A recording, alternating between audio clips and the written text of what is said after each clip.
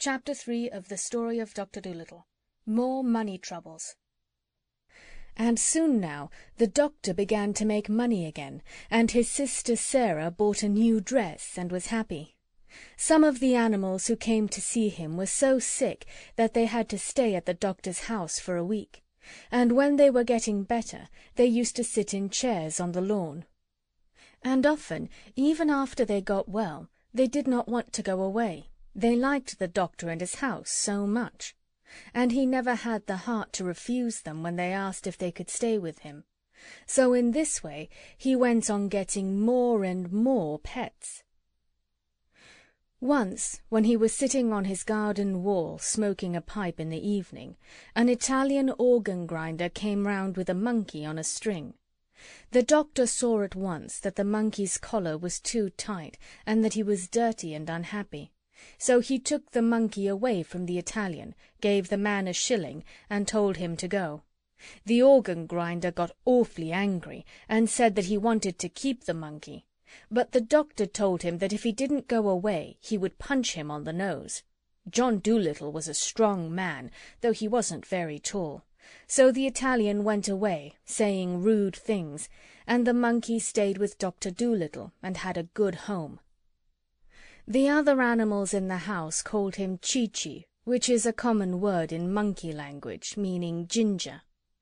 And another time, when the circus came to Puddleby, the crocodile who had a bad toothache escaped at night and came into the doctor's garden. The doctor talked to him in crocodile language and took him into the house and made his tooth better. But when the crocodile saw what a nice house it was, with all the different places for the different kinds of animals, he too wanted to live with the doctor. He asked if he couldn't sleep in the fish-pond at the bottom of the garden, if he promised not to eat the fish. When the circus men came to take him back, he got so wild and savage that he frightened them away. But to everyone in the house he was always as gentle as a kitten. But now the old ladies grew afraid to send their lapdogs to Dr. Dolittle because of the crocodile, and the farmers wouldn't believe that he would not eat the lambs and sick calves they brought to be cured. So the doctor went to the crocodile and told him he must go back to his circus. But he wept such big tears and begged so hard to be allowed to stay that the doctor hadn't the heart to turn him out. So then the doctor's sister came to him and said, "John, you must send that creature away. Now the farmers and the old ladies are afraid to send their animals to you, just as we were beginning to be well off again. Now we shall be ruined entirely. This is the last straw. I will no longer be housekeeper for you if you don't send away that alligator." "It isn't an alligator," said the doctor. "It's a crocodile." "I don't care what you call it," said his sister. "It's a nasty thing to find under the bed. I won't have it in the house." "But he has promised me," the doctor answered, "that he will not bite anyone. He doesn't like the circus, and I haven't the money to send him back to Africa, where he comes from. He minds his own business, and on the whole is very well behaved. Don't be so fussy." "I tell you I will not have him around," said Sarah. "He eats the linoleum. If you don't send him away this minute, I'll go and get married." "All right," said the doctor. "Go and get married. It can't be helped." And he took down his hat and went out into the garden. So Sarah Dolittle packed up her things and went off, and the doctor was left all alone with his animal family. And very soon he was poorer than he had ever been before.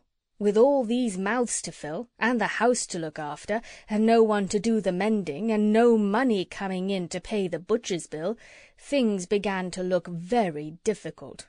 But the doctor didn't worry at all. "Money is a nuisance," he used to say. "We'd all be much better off if it had never been invented. What does money matter so long as we are happy?" But soon the animals themselves began to get worried. And one evening, when the doctor was asleep in his chair before the kitchen fire, they began talking it over among themselves, in whispers. And the owl Tutu, who was good at arithmetic, figured it out that there was only money enough left to last another week if they each had one meal a day and no more. Then the parrot said, "I think we all ought to do the housework ourselves. At least we can do that much. After all, it is for our sakes that the old man finds himself so lonely and so poor." So it was agreed that the monkey, Chee-Chee, was to do the cooking and mending. The dog was to sweep the floors, the duck was to dust and make the beds, the owl Too-Too was to keep the accounts, and the pig was to do the gardening. They made Polynesia the parrot housekeeper and laundress, because she was the oldest. Of course, at first they all found their new jobs very hard to do, all except Chee-Chee, who had hands and could do things like a man. But they soon got used to it, and they used to think it great fun to watch Jip the dog sweeping his tail over the floor with a rag tied onto it for a broom. After a little they got to do the work so well that the doctor said that he had never had his house kept so tidy or so clean before. In this way things went along all right for a while, but without money they found it very hard. Then the animals made a vegetable and flower stall outside the garden gate and sold radishes and roses to the people that passed by along the road. But still they didn't seem to make enough money to pay all the bills, and still the doctor wouldn't worry. When the parrot came to him and told him that the fishmonger wouldn't give them any more fish, he said, "Never mind. So long as the hens lay eggs and the cow gives milk, we can have omelettes and junket, and there are plenty of vegetables left in the garden. The winter is still a long way off. Don't fuss. That was the trouble with Sarah. She would fuss.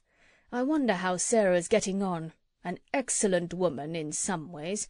Well, well." But the snow came earlier than usual that year, and although the old lame horse hauled in plenty of wood from the forest outside the town so they could have a big fire in the kitchen, most of the vegetables in the garden were gone, and the rest were covered with snow, and many of the animals were really hungry. End of Chapter 3